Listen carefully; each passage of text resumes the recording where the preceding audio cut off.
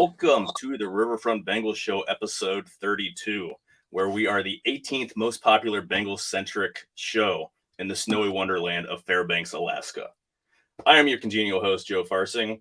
Next to me is a new face within the Riverfront family here, Greg Nieman. Greg, how are you, sir? I'm good. How are you doing today?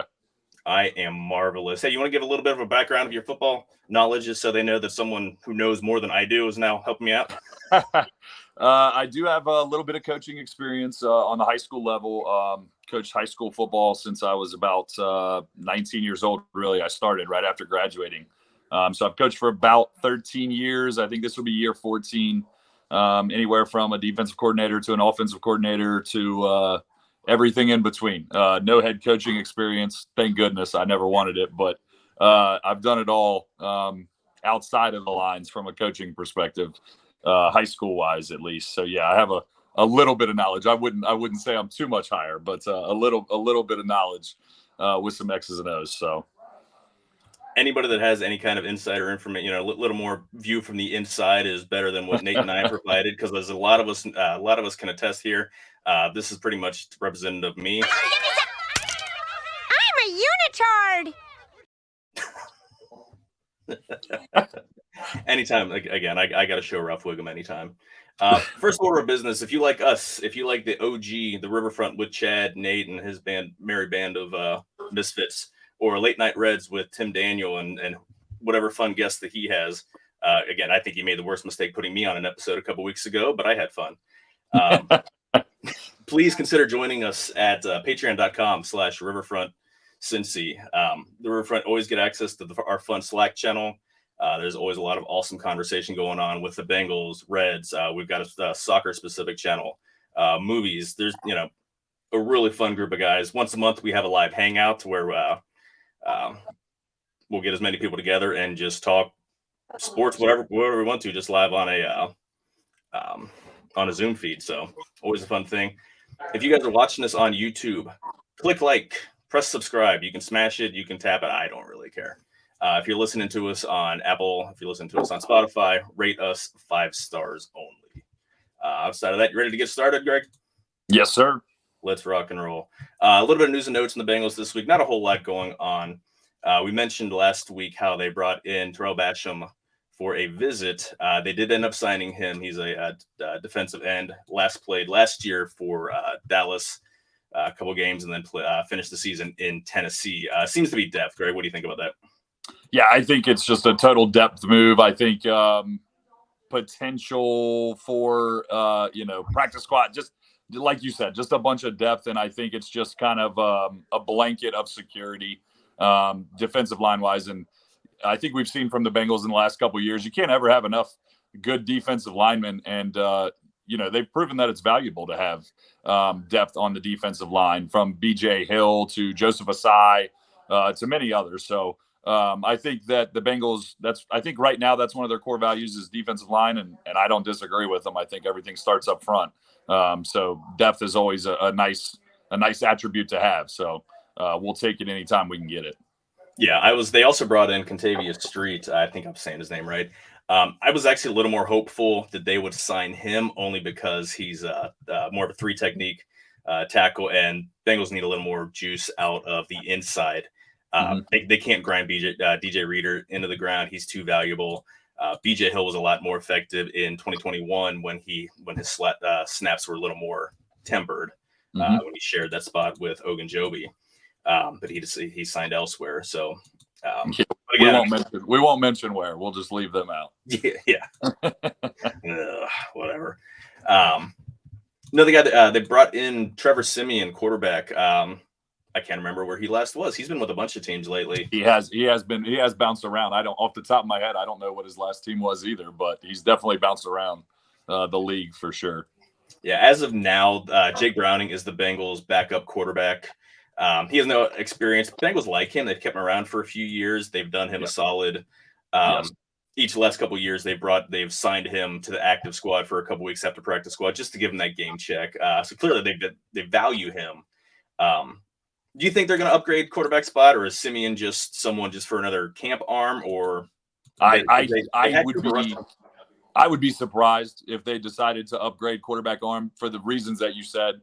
I know they love Browning. I've read so many articles, talked to so many. They love Browning. I mean, they think that he is a real prospect at the quarterback position.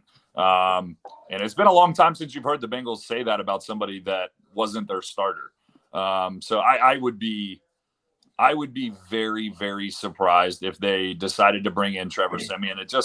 The move to me doesn't make a whole lot of sense. Plus, I'm not real big on backup quarterbacks anyways. I think, we've seen this in Cincinnati many times with Carson Palmer and obviously Joe Burrow.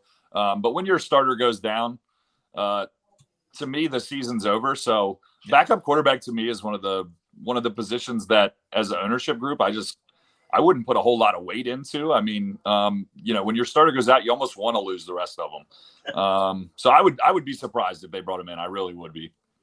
The only thing that I like having a decent quarterback or decent backup in the quarterback room is if Burrow were to go out for a couple weeks.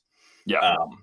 Again, it's not enough to where it's going to sink the season. I think we're all pretty confident the Bengals are going to win 10 to 12, 11, 13 games, however much. So a couple weeks isn't going to kill them. But you have someone in there that could step in and possibly split the games or possibly even win both, as opposed to just make it through these 2 weeks and then make it back up.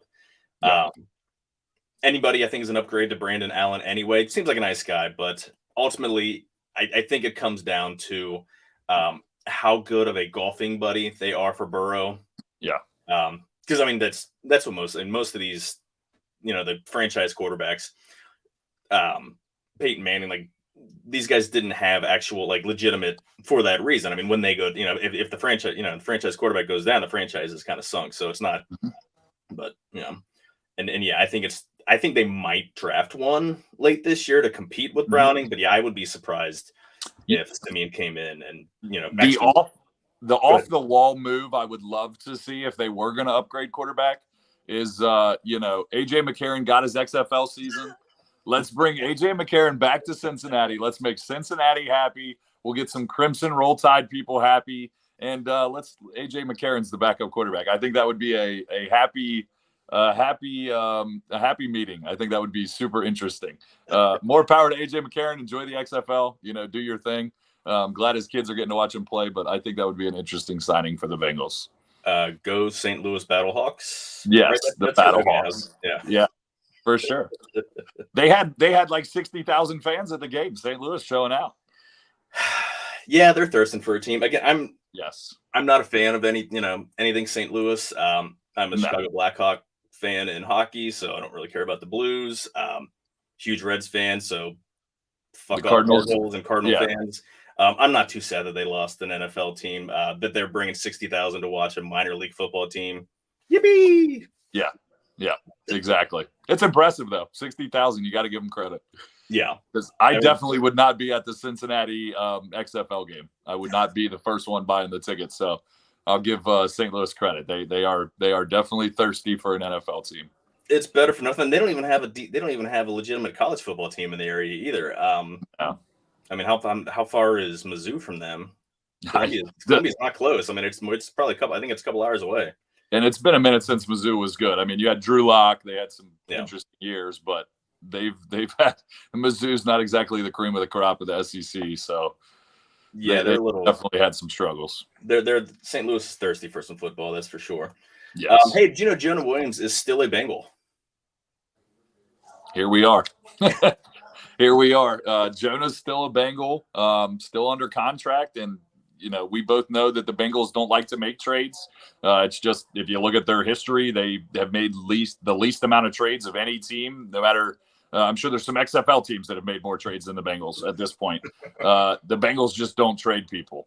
But I legitimately think that this might be the first time we see the Bengals make a draft day trade. I think Jonah Williams will be on the move, not necessarily because the Bengals want to move him, but I think he'll be on the move because he has value and they can recoup something back. And I think they still have a couple holes that they really need to fill before this next year starts. And I think they can use Jonah Williams paired with a third-round pick to maybe get a nice little pick in the draft and kind of fill one of those roles that they want to fill, whether that be running back, quarterback, tight end, whatever the case may be. But I definitely see a path where the Bengals trade Jonah Williams and use him as capital to fill another position, in my opinion. I can definitely see a team that's at the top of the second round.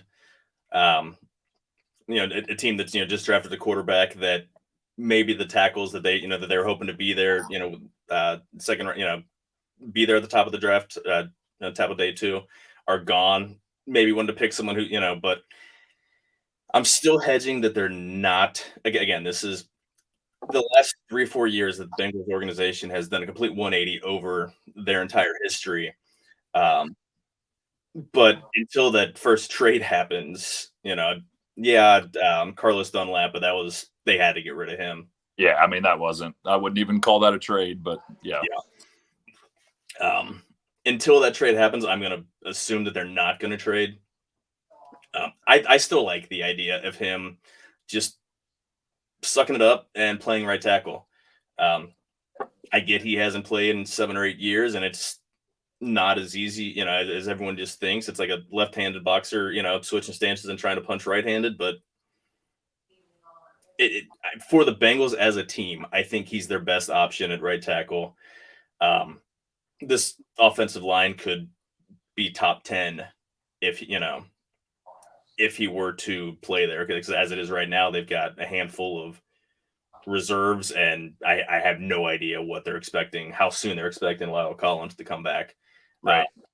And again, maybe that's somewhere where they look to draft, but I think, at least for the Bengals sense, if they want to be the best in 2023, I think he'll be on the roster. Yeah, I mean, if he's willing, or if they can find an avenue to make him happy and everybody kumbayas a little bit, I think Jonah Williams at right tackle, the Bengals are a legit offensive line in a hurry. Now, where's Jonah's head's at? Is he going to be as excited about playing right tackle? If he is, then I think the Bengals could get a lot out of that. What I see more is that they can get rid of Jonah's salary, maybe pick up a second-round pick somewhere. Maybe they pair a fourth with Jonah Williams and get a second back, something in that area. And I think there's 2 key running backs in this draft, and the Bengals could use one of them. That's Bijan Robinson and Jahmyr Gibbs. I think those 2, to me, are difference makers. And I think if there's one left at a time where they can trade Jonah and get one of those guys, and maybe then that pairs with the release of Joe Mixon, salary cap wise, I think those 2 guys you can put in day 1 and feel pretty good about them being your starting running back, especially on a Bengals team that doesn't necessarily require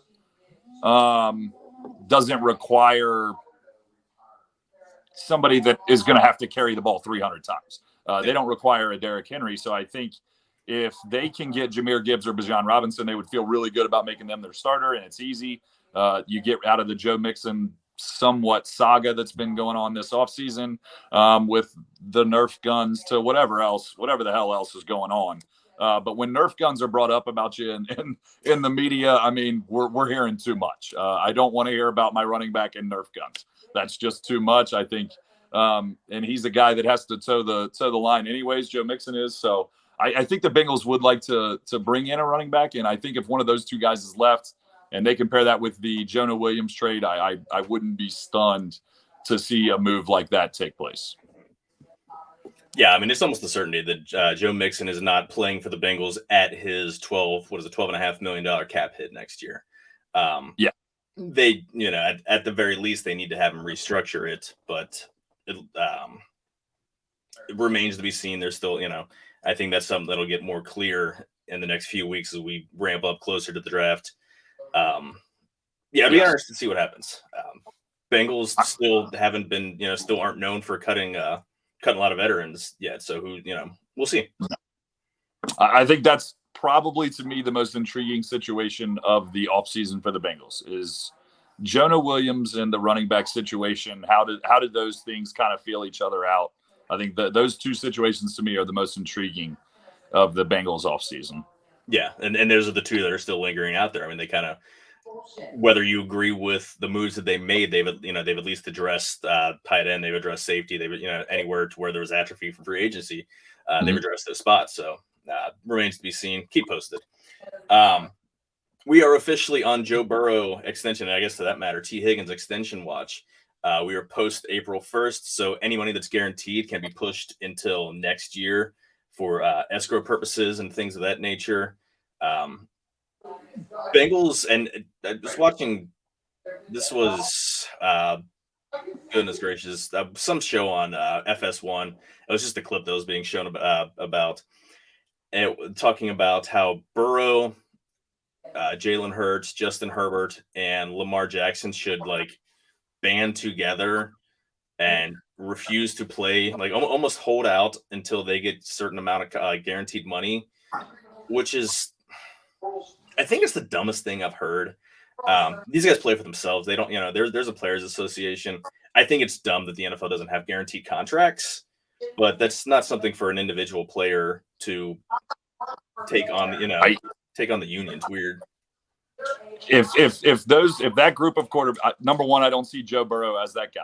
I don't think Joe Burrow's the guy that says, look at me, look at me, look at me. I just don't see that happening. But if those guys want to take on the NFL, there's one thing I can guarantee you. Out of all the NFL games you've watched and who's going to win this and who's going to win that and who you betting on, the one thing I'm always going to bet on that's going to win is the NFL. Yeah. The NFL doesn't lose. They're way too much money, way too powerful. You look at the things that Robert Kraft got away with, down in Florida. That is the NFL. And we all know that people that have more power have different rules, and we hate it, but it's true. And the NFL has different rules. They will not lose that battle. The guaranteed contracts will never happen. It'll cost the owners way too much money with the injury, risk that goes along with the NFL. Guaranteed contracts will not happen. The NFL will win that battle every single time. Yeah, and again, you're adding. You're kind of making contract negotiations more acrimonious. I mean, there's no reason that I've heard of any of these guys, outside of Lamar, specifically Burrow, everything between him and the Bengals are very symbiotic. There's no, why is he taking a stand? He's going to get whatever money that he and his agent put in front of the Bengals. He's going to get that. Yeah. It's just a matter of structure. It's just kind of weird. Why are you asking quarterbacks to, I mean, imagine the fan, average fan doesn't care about guaranteed money, anything like that. They see the amount of zeros that these guys sign in the contracts. And if you're holding out or, making this stand, it's going to sour a lot of people's thoughts, good, bad, or otherwise. Right. I mean, I'm of the mind that these guys should get every penny, squeeze these owners for every penny you can get. You guys are the ones putting your lives and bodies on the line, but people care about that stuff. I mean, it changes a lot of fans' relationship with players once they worry about money. It 100% does. And I agree with you. The players, listen, I've never had a problem with a player wanting to get his money. They deserve the money. Yeah. The owners are making money hand over fist. Don't think that they're not. I mean, the owners make money before a fan buys a ticket. The NFL shared revenue, the owners have made money before a single ticket or a thing of popcorn or a beer or nachos is bought. So the owners are making an absolute fortune with the NFL shared revenue just from the TV deals. So I don't ever feel bad for the owners. I don't. I think the players should get the money, but it's crazy to me that these players want that they're that insistent on guaranteed money. If you are who you think you are, if you are that man, the guaranteed money will work itself out. I mean, if Joe Burrow's that guy, you think the Bengals are going to release him because they don't want to that's not going to happen. Yeah. So these guys worrying about guarantees, especially for Lamar Jackson, for me, it shows the doubt he has in his own abilities to a certain extent. Same with Deshaun Watson getting the fully guaranteed from Cleveland. I think that was Cleveland's desperation, but if you need the guaranteed money, that to me shows, you're not that guy that's like, bring it on. Let's go. Let's play. And I'll show you. And then next year I'm going to make more money. So I see it both sides, but I'm always for the players getting their money because they deserve it. It's not easy to be an NFL football player. Yeah, I'm trying to think of it. I'm sure there are examples of quarterbacks that sign these huge deals and then got injured and got released, and not making a fraction of it. But I mean, I can't think of guys. I know. I'm trying to think off the top of my head, and then nothing comes to mind specifically. I mean, Jared Goff and Carson Wentz signed extensions, and lost their gigs, but they got traded. Like they didn't, Right, they didn't get waived. Yeah, they were still under that contract. Yeah. Yeah. And like going back even more historically, I mean, quarterbacks, those guys get their coin. I think for Lamar, it's more of worrying about injury history than anything else. And for sure it is. That's why the guaranteed contracts to me make more sense for players at other positions. Quarterback, I mean, how many quarterbacks make it through the year completely healthy? Yeah. Probably 28 of the 32, maybe 30. Yeah. Now, how many defensive ends make it through completely healthy? None. Yeah. I mean, the guaranteed money for me should be going to other positions first before quarterback. The quarterback is the easiest position to stay healthy and get your job done. Yeah. Yeah. So, I mean, that pretty much does it for Bengals news this week. Again, we're just waiting for more news to come out. Bengals and Burrow are just being very hush-hush about everything. And that's fine. Like I prefer them not to negotiate through the media or anything. It shows that they've got they've got a good working relationship going. So, yeah. And we've all heard that they're going to keep it hush, which I think is the greatest thing ever. I just think that's the most Joe Burrow-like, and the new kind of Bengals regime. I think that's exactly what they're like. Keep it hush hush, and we're going to do our work, and we're going to do it when we want to do it, and that's how it's going to be. And I like that mentality. Yeah, just real workmanlike, just real. We'll let you know when there's something to worry. If there's something to worry about, what it is. So, on just a couple quick league-wide things we've been touching on for many, many weeks. Aaron Rodgers is still a Packer. For now. I mean, this might be one of the weirdest situations I have ever encountered. We know he's a flake, like we've gone through all this, but now they're talking that this trade might not happen until even after the draft, which to me is crazy because if there's going to be draft picks involved, you'd want give the Jets time to do something with them. It makes sense for the Packers in a certain sense to wait for post June 1. If they trade him post June 1, they save about $25 million in cap. True. I don't know how worried about that they are, if they're worried about contending right now, but it makes sense for the Packers to trade post June 1. I think that's a very possible move for the Packers, and they're in no rush. I don't know why they would be in a rush, and the Jets are saying, well, we've got the trade done. We know we're going to acquire him. Yeah. But I think the Jets don't want to give up a ton for a quarterback you're going to have for 1 year, maybe 2. And I would understand the Jets not wanting to give up a ton, and I understand the Packers waiting. The Packers are going to say, fine, don't give it to us, and we'll wait till post June 1, and then our offer, maybe we come down a little bit and kind of reach where you guys are at, but then we're saving $25 million in cap space, and your fan base is going to be highly upset when it's post June 1 making this trade. Things are going to get real uneasy. So yeah. I see both sides of the argument, and I see that the trade could happen tomorrow, and I see that it could happen in, a couple months post June 1. I think it's one of the weirdest, maybe unparalleled circumstances that we've ever seen in the NFL, and I don't know that.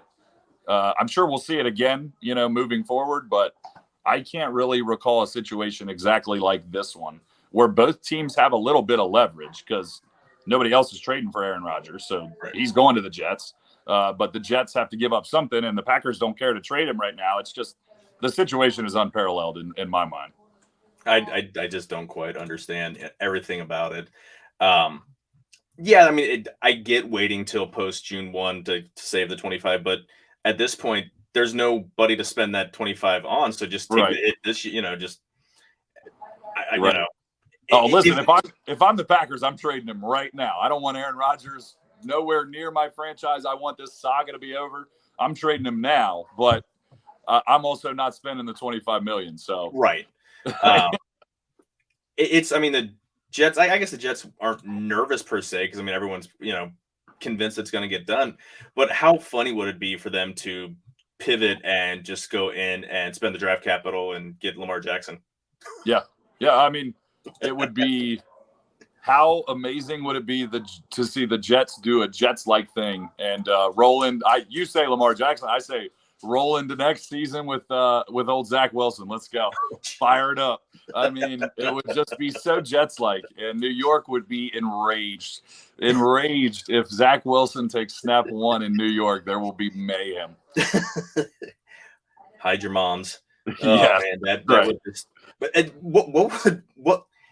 God forbid, like what happens if this falls through? What does Aaron Rodgers do? I guess go on another retreat and find the answer. I don't know. I mean, the Packers have moved on from him. I mean, he's not coming back. Oh, for sure. He's definitely not playing in Green Bay. What other teams are available? We'll see. I think, it all depends on the draft too. Who drafts the quarterbacks and who figures out that they're definitely going quarterback right now. I don't think there would be a lot of answers if he does not go to the Jets. I have no idea what will happen. Well, I mean, because he wouldn't go to another he wouldn't go to another team. I mean, I don't know of any team that he would accept a trade to at this point. Right. Because teams that are quarterback needy, I mean, those are teams that are picking at picking at the top of the draft. That I don't know any team that's looking for a quarterback this year that is a quarterback away from competing. I don't see it. Yeah, I don't see it. The closest one to me that could compete that needs a quarterback would be Washington. But I wouldn't bet my bottom dollar that I think Washington competes even if they have a quarterback. But I think they've got to be the closest one that comes to mind. I do have a wild card. I don't know how the money would fit. Could you imagine him going back to the Bay Area where he played college ball and playing for the Niners? That they stocked. That team is absolutely loaded. I definitely can see it happen. Brock Purdy's on a 4-year deal that pays him $3 million total. Yeah. So they have the cap room. They can move Trey Lance. I've heard that Trey Lance is a very movable piece that they're already ready to move. Yeah. And I've heard some places that have some interest in Trey Lance. So I think it's definitely plausible that Trey Lance gets moved on and then the Niners somehow figure out a way to get Aaron Rodgers in and figure that out. That would be Aaron Rodgers. I think that's the one place he would accept a trade to outside of New York.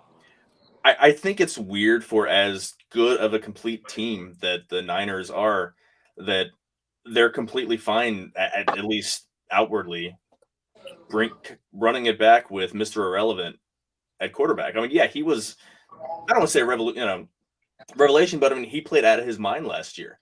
He did. There's a reason he went in the back end of the 7th round. I'm expecting the bloom to fall, come off the rose pretty quickly. I mean, if he had all of these capabilities, like I know draft can kind of get into group think and things like that, but 32 guys, including the Niners, didn't miss on this guy. Yeah. Like if the Niners really thought this guy was something, they would have gotten him in the 6th or the 5th. I mean, right. Somewhere. You don't wait and hope, you don't wait on a guy that you think might be something and pick him, at the very, very end of the draft. Yeah. Well, I think for me, what the move tells me from the Niners, what them giving the keys to Brock Purdy tells me is that Kyle Shanahan really thinks that he can run that offense with anyone. Yeah. And I'm not saying he can't because he did it with Jimmy Garoppolo. Yeah. He did it with Trey Lance for a very brief amount of time, but he did it with Trey Lance. He did it with Jimmy Garoppolo. He won games. He did it with Brock Purdy and won games. And maybe our argument is the same as their argument. Well, we can win with Brock Purdy.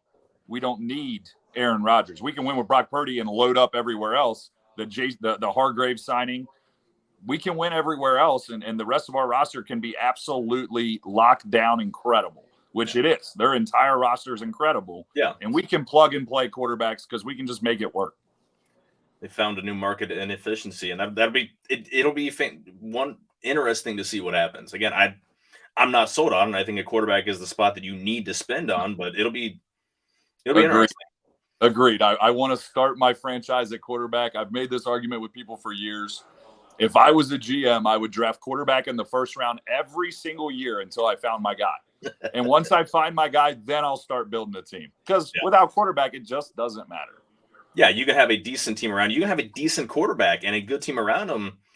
And unless that team is absolutely loaded like the Niners, then you've got the Bengals in the early 2010s. I mean, they had a decent quarterback, but guy didn't push them over.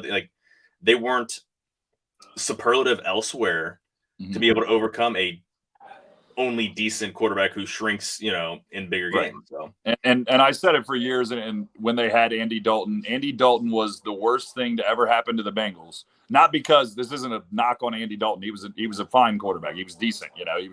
He was serviceable. But he was the worst thing to happen to the Bengals because the Bengals knew, okay, well, now we have a team we can win 8 or 9 games every year. Yeah. But you're never going to win 13. You're never going to make the AFC Championship with Andy Dalton as your quarterback. It's just not going to happen. But when you're making the playoffs every year, as you well know, here in Cincinnati, that's better than what you've done previously. Right. So if you're just making the playoffs, it's okay. I hate that mentality as a fan watching with Andy Dalton, knowing coming into game 1 of the season, we can't win it all. It's just not possible. Yeah. Where at least with Joe Burrow, hey, we got a shot. We have a puncher's chance no matter what. Yeah. I mean, it's quarterback purgatory. I mean, they call that for a reason. You're good enough to be in the mix for the playoffs. I mean, you might even win your division. You're not good enough to win anything, and you're picking in the 20s, every year because you're making the playoffs, but you're not able to get that impact player. And the one chance they had to get an impact quarterback, they chose John Ross, and the very next pick, Pat Mahomes went off the board. Don't hurt my soul, John Ross. He was fast. He was fast. I still, in hindsight, I don't think that was a terrible. I mean, you always judge over what happens over the course of their, Hold on. In hindsight, it's definitely a horrible pick. Right. I mean, hindsight. Okay. I can justify their thinking. Now, they were at that point, they'd kind of passed their window with trying to compete with Dalton, and they should have seen the writing on the wall. I think John Ross flaming out was more of just someone who just struggled, who came in under a terrible situation because Marvin was a terrible coach to deal with for rookies. He didn't want John Ross pick, and he buried him at the bottom of the bench and just completely fucked with his head. And that's, I mean, he never had drop issues at Washington. He was a pretty sure-handed receiver, and he was dynamic. What did he have? 17 touchdowns his last year at Washington. So and then he picked by the wrong team, I think was the issue. So I'm going to say more saying that they didn't really reach for him. I mean, he was, projected to fit, I think maybe a couple spots later, but it wasn't a huge reach. It just didn't pan out, obviously. And then when the very next pick is the best the most physically talented. Don't say the best. We have Joe. I'm going to say the most physically talented quarterback. Okay. All right. I'm fine with that. He's the only other quarterback in the league that if you were to have me switch with, I'd be like, okay, cool. Yeah. No, I can agree. With that. Enough of that fun nonsense with the other 31 teams in the league. On to the topic of the week here. Draft season is officially upon us. Draft season, the best time of the year. Exactly. All the nonsense with the tampering and free agency and all that crap. That's all pretty much in the past. There's still, a handful of guys wandering out and about that'll be picked up. But now for the fun with 85 million mock drafts every week by 10 different guys when they don't make any sense whatsoever. And you get all kinds of silliness. You love the draft, don't you? I do. I eat, sleep, breathe the draft. I love every part of it. I'm the guy that watches the 5th, 6th, and 7th round intensely. I love the draft. Love it. I used to be that way. You hear the little jingle going on in the back, especially at the end of the draft when they're talking about 20 other things, and it just a name and a college pops up. Pick 187 Joe Blow from San Jose State's picked by the Falcon. Like, oh yeah, that guy. That thought that guy would go early or whatever. But I've I'll watch round 1. I'll definitely keep track of every pick during day 2. Day 3, I'm just maybe once an hour checking the draft tracker to see who's gone and see who the Bengals are getting. I think. What do you think the Bengals' priorities are going to be? Kind of rank what their priorities are going to be this year for the draft. For me, I think there's 3 priorities for the Bengals, and then I think everything else can be put into a category of everything else. Yeah. I think there's 3 priorities, and I would put them in this order. I think it's corner. Then I would go with an offensive tackle. Then I think it's safety, and then I think it's tight end. So those 4. I'm sorry, I apologize. Those 4, and then I think it's everything else. I think they definitely need another corner because right now, if somebody throws it out there, I don't know who's covering it. I love Cam Taylor-Britt. I think he's a useful piece. How does Awuzie come back? I never like corners coming off knee injuries. I mean, that's always super scary. We'll see what happens there. So I think they really, really need another corner. I like the signing they made at safety with Scott. I think that's Sidney Jones. Sorry? Sidney Jones. Scott's the safety. Yeah, the safety from the Rams. Oh, okay. I'm sorry, I misunderstood. Yeah. No, yeah, I like the Scott signing from the Rams. I think at safety he can be a useful piece, and I think he still has a lot of room to grow. So I like that signing. I think they signed him in the right window. But they definitely need another corner. I think they need another tackle. Of course, that depends on the Jonah Williams play out. They're gonna need a tight end. Irv Smith Jr. 1-year deal. I love the signing. But you need to plan forward a little bit. Thank goodness Drew Sample's gone, so we can get out of that blow up. But for me, it's corner, it's safety, it's tackle, and it's tight end. I think those 4, and then everything else. I think you can build depth in the later rounds. But I do think those 4 areas. If they draft somebody outside of those 4 areas in the first 2 rounds, I would be stunned, absolutely stunned. I think it's got to be one of those 4. Yeah, I mean, I've got right tackle. Even if Jonah Williams is back for 23, and then 24 he's elsewhere. Right. Ideally, if he sticks around, then you can get a tackle. You don't want a project. I mean, they've drafted projects. No, get somebody who's good enough to step in day one, but someone doesn't have to. Right. Again, I've seen 20 different names that are still available. Jones out of Ohio State is a physical monster. He's 6'8", 370 pounds.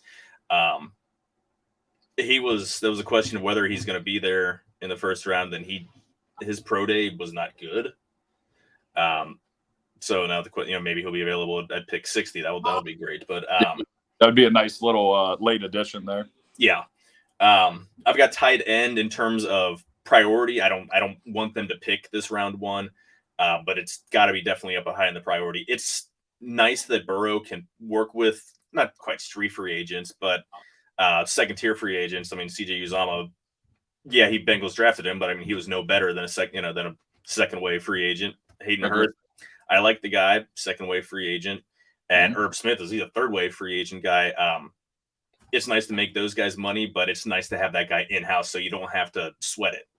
Well, and I think the nice part about the Bengals for this draft, and I would love being a Northern Kentucky guy. I know you're an Ohio guy, but being a Northern Kentucky guy, I would love to see the Bengals draft Michael Mayer, the Covington Catholic high school graduate here in Northern Kentucky. Northern Kentucky would love to see the Bengals draft Michael Mayer. I don't know if it'll happen, but I see 4 first-round tight ends in this draft. I don't think that they'll go in the first round, but I see 4 first-round grades. So I think the Bengals can be patient at tight end.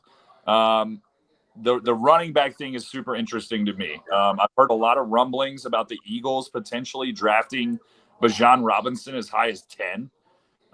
If that happens, I think it's still a little bit of a long shot. But if that happens and they draft Bijan Robinson at 10, the only other real first-round grade running back I have is Jahmyr Gibbs, and I do think he's dynamic. I think maybe they reach running back a little bit. I don't want that to happen. I hate drafting first-round running backs. Yeah. Sitting at a 28 makes it a little bit more palatable, a little bit easier to take. But I do think they need a running back at some point. And if Bijan goes early, does that force the Bengals' hand to kind of move a little bit more quickly at running back? I don't know. We'll have to see how the draft plays out. But I think there's a lot of interesting storylines, and I think the Bengals will do what they typically do, which is let everything play out in front of them, be patient, And then when it gets to them, they'll probably settle with best available. Yeah, I kind of hope Robinson gets picked early just to get that out of the way.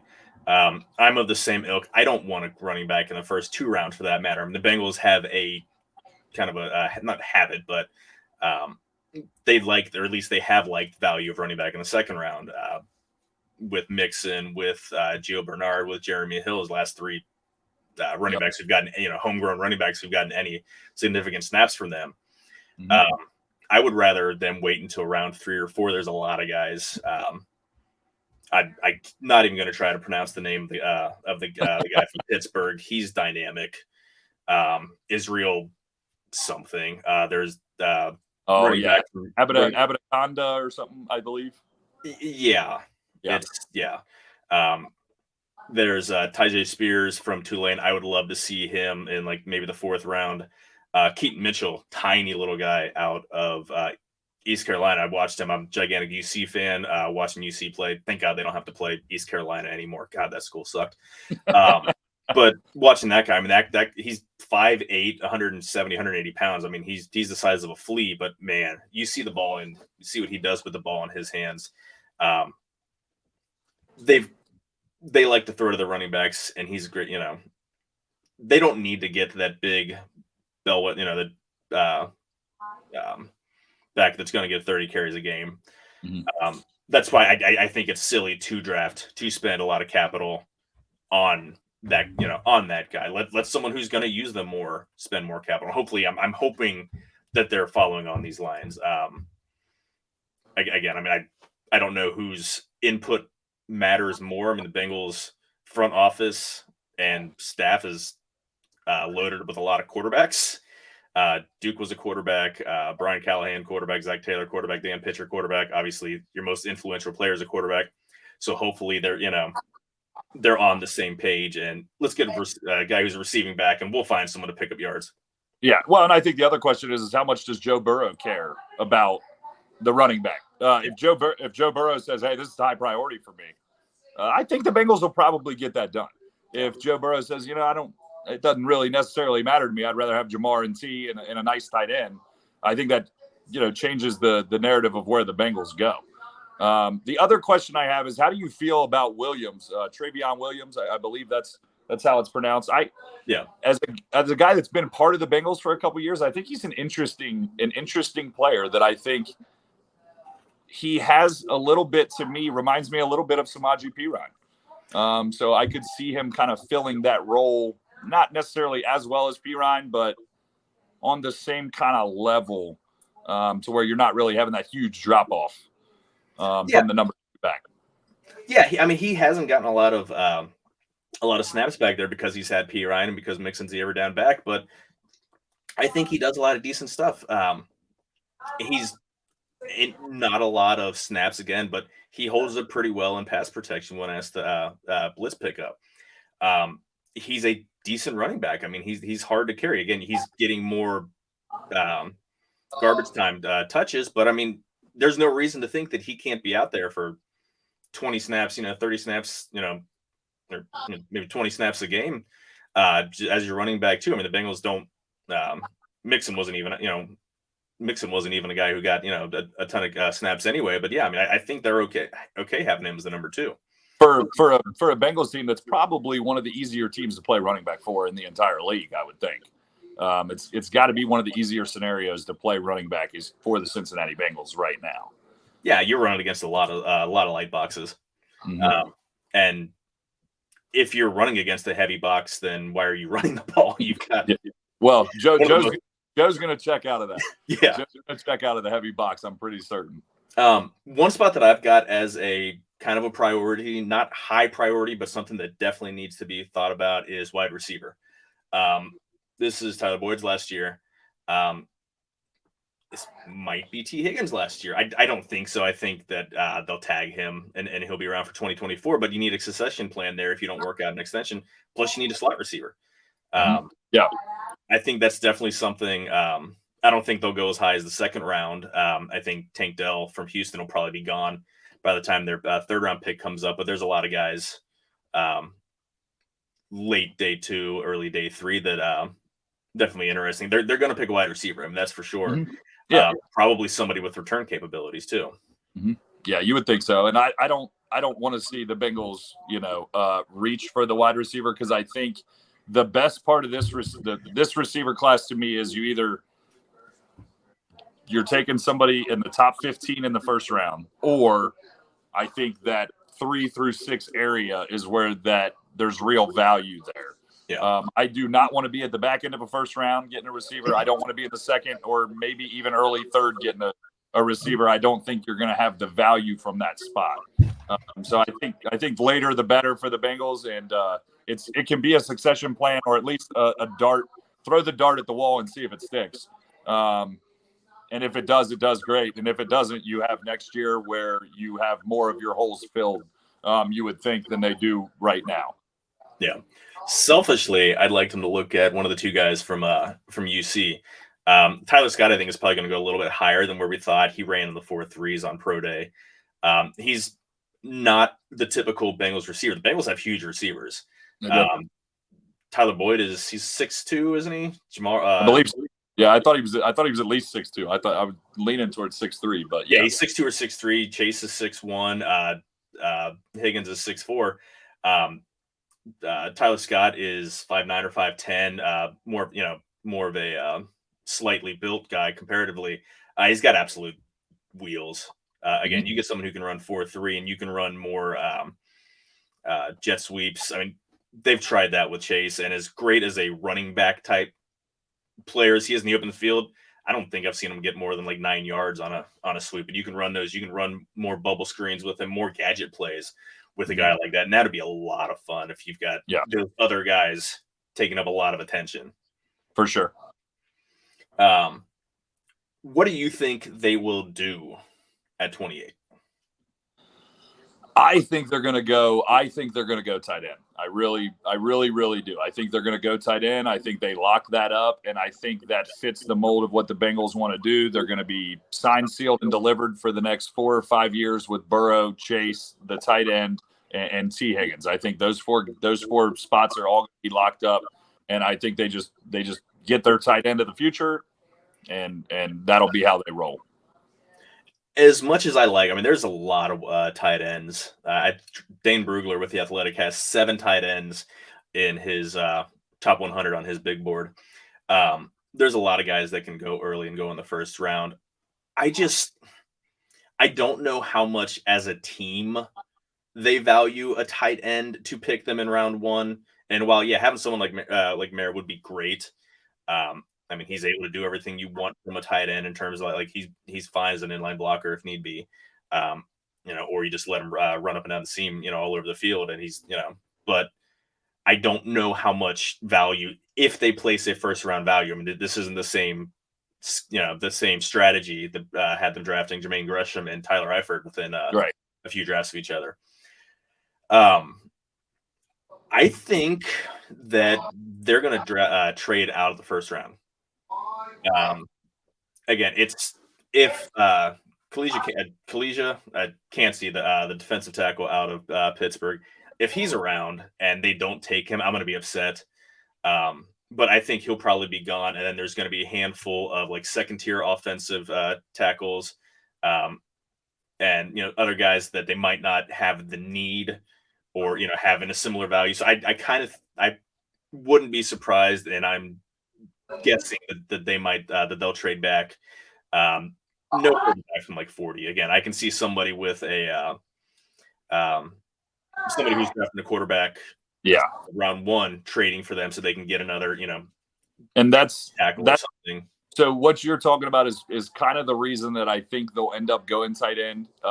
That we talked about the Bengals never making trades. Yeah, I think it gets to them at 28, and they go, okay, let's take best available player. And in my mind, that best available player will be a tight end.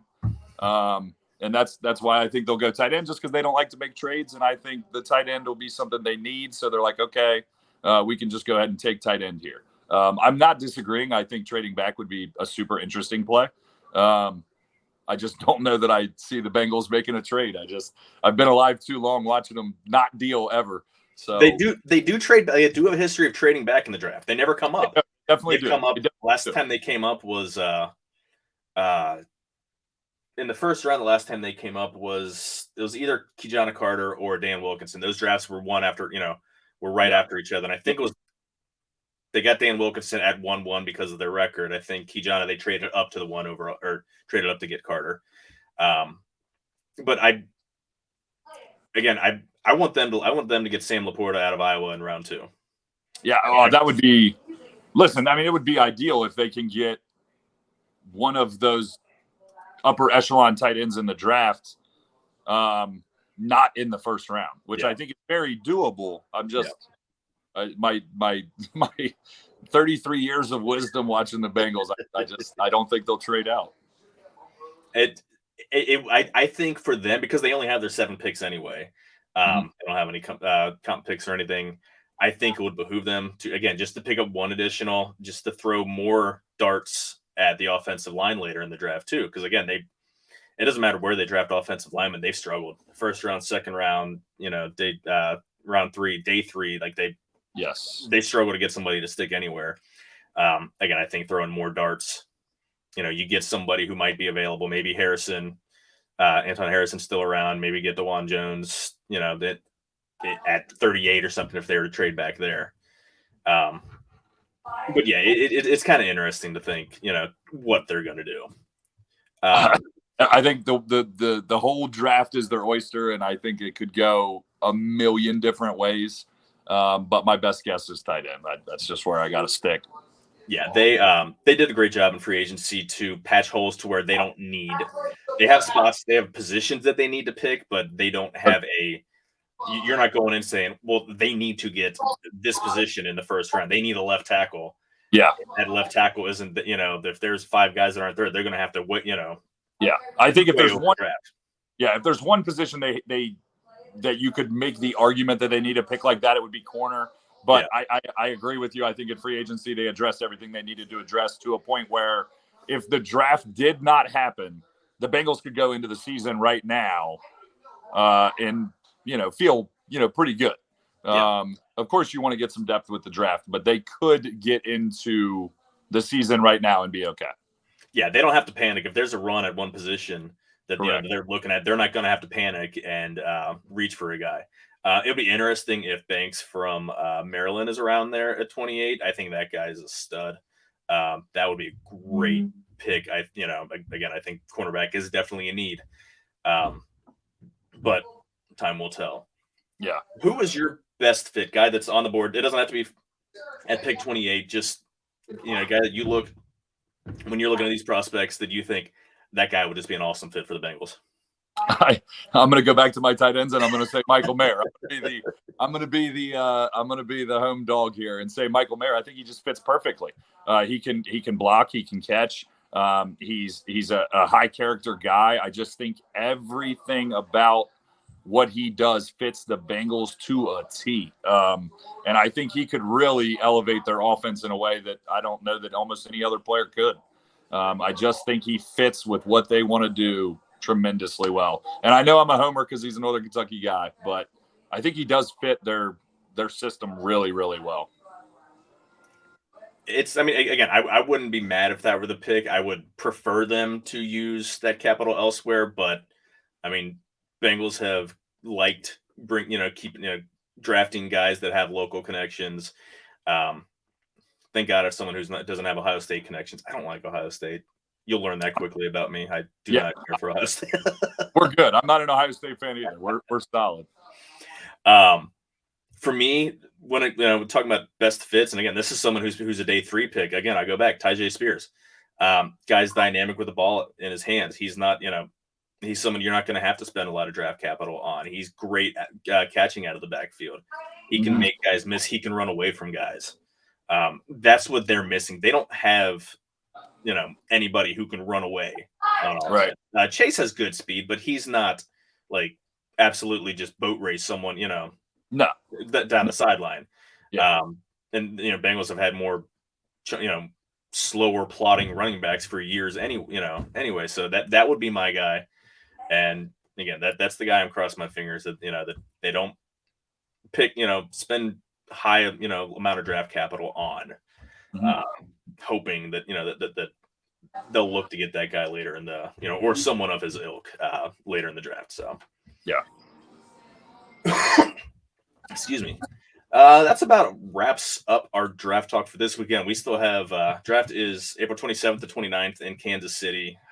Could they? I was wondering today where the draft was at. I wasn't sure. I didn't know off the top of my head, but of course it's Kansas City. It's proof that it's all rigged. They get to win the AFC Championship on questionable, right, wrong, whatever, but questionable officiating in the Super Bowl. And then, oh, look, by golly, they host the draft. You're such a better person than me saying questionable. I don't want to. I try to be. I know. I try not to be. Try to be objective. I try. It's fuck those guys. Yeah. Agreed. Before we get out of here, we just got a couple pieces of viewer mail here. Again, these are for people who are on our Slack channel. First one is from the godfather of the Riverfront, Chad Dotson. As many as you know, he is a University of Virginia alum. He's a huge fan of Maryland, Baltimore County for that same reason. I still give him a crap, which is funny. His question is, how many University of Virginia players were the Bengals draft? All of them. I know he was just being a smart ass, but because I've got nothing better to do than to research this crap, they've only drafted one in their entire 55-year history. They've drafted one University of Virginia player, Ahmad Brooks. He was a supplemental pick for them. Decent for the Bengals, went to San Francisco and made a Pro Bowl and was second team All-Pro twice. I believe third round supplemental pick, I believe. Yeah, third round supplemental. They've only had 5 other players. I went deeper, Chad. I go the entire mile for you, man. We're going deep now, y'all. We're going deep. They've only had 5 other players from 5 other Virginia Cavaliers ever play for them in history. Darryl Blackstock, linebacker, 2008. Will Bryce, a punter in 1999.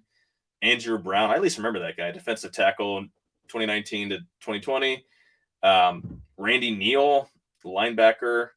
Cedric Pierman, I like that guy. He was I like him. Yeah, he was didn't get a lot of carries, but 2010 to 2016 as running back, he did some returning too. I thought he did a nice job, but he moved on. I think he went to Baltimore, didn't he? I think he might have played there for a year. I think maybe I'm getting him mixed up with Bernard Scott. Didn't Bernard Scott go to Baltimore? Yeah, one of them did. Maybe both did. Yeah, I mean that's screw those guys too. But only other I missed one here. Leroy Reynolds in 2019. Do you remember that guy?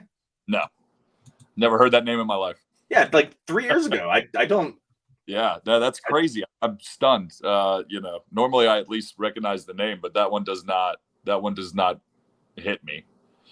And no, Cedric Pierman did not play for the Ravens. His career ended after 2016 with the Bengals. Okay. Son of a gun. I thought he played on elsewhere. There are 2 draft capable players from Virginia. There'll be 6th or 7th round picks, Chad. So there's hope. Anthony Johnson, who was the 222nd rated player on CBS's big board, cornerback, and Dontavian Wicks, 189th ranked player as a wide receiver. So I will go on record now. They're going to draft one UVA player, Dontavian Wicks, in the 6th round at 189. It's happening.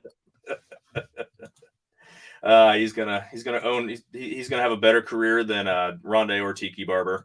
I can't think of really anyone else in Virginia that made any noise. Chris was one of the Longs, the lineman. Boss, he was Chris Long. Was he Virginia? I don't know. For some reason, I'm thinking he is here. Let's see. It doesn't say. Yeah, Virginia. There we go. Okay. Yeah, there's Howie Long's kid.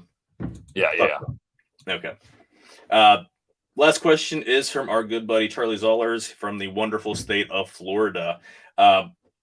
This is a hard question for me to answer. Would you rather have the Bengals win a Super Bowl or the Reds win a World Series? I'll let you take that one first. Thanks for tossing this one here.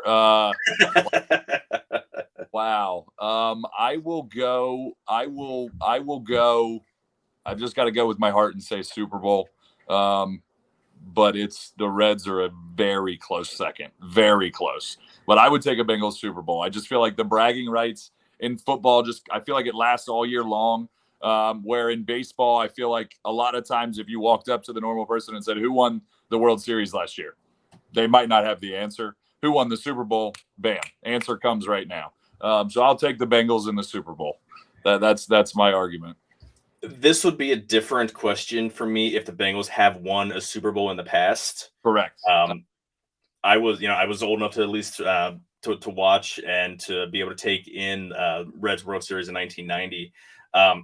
I'm a bigger baseball fan than I am a football fan. I mean, baseball has always been my number one love. It doesn't mean I don't care for football. I don't love football. I wouldn't be doing this, but I think only because the Bengals don't have a title and the Reds have 5, I would say the Bengals Super Bowl because, yeah, it would be fun. Bengals have a lot of crap to hold over those ass wipes from the other side of the state.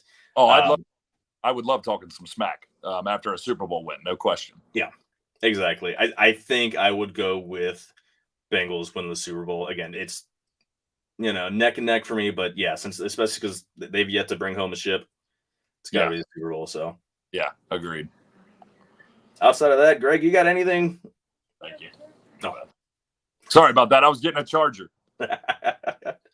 No worries. I mean, I was going to say, you got any final thoughts before we hit the road for the night? My final thoughts is our Reds are 3-2. Okay, so we bring up Reds. Our Reds are 3-2. They should be 4-1. The bullpen blew up. Reds are they're gonna be in contention for a lot longer than people think. The Reds are gonna make some more noise than people think this year. Don't give up on our Reds so quickly. We're gonna win some games this year. Not a ton, but we're gonna win some. We're gonna be in contention, at least relevant for majority of the year. I mean, they could be 5-0. Bullpen blew the game on opening day too. Fernando Cruz comes in and walk, wild pitch. Yeah. They're definitely going to be a lot more entertaining than last year. Yeah, it's going to be a better product to watch. They're not going to lose 100 games. I completely agree with you. And it's going to be, they're going to be better in September than they are today. And I think, as much as we here at the Riverfront are very marked and well-known detractors of the front office. I think that they're lucking themselves into having some legitimate contention years ahead of them, and sooner than I think people are sooner than people might imagine. So that pretty much wraps us up this week. Greg, I appreciate you coming on with me this week. This was a lot of fun. Again, I am at TRBengalshow.com on Twitter. We are on TikTok. We are on Apple Podcasts. We are on Spotify. We're still being printed out on 8-track. We're still getting pressed on vinyl. You can find us everywhere, guys. Outside of that, everyone take care. We will see you all next week.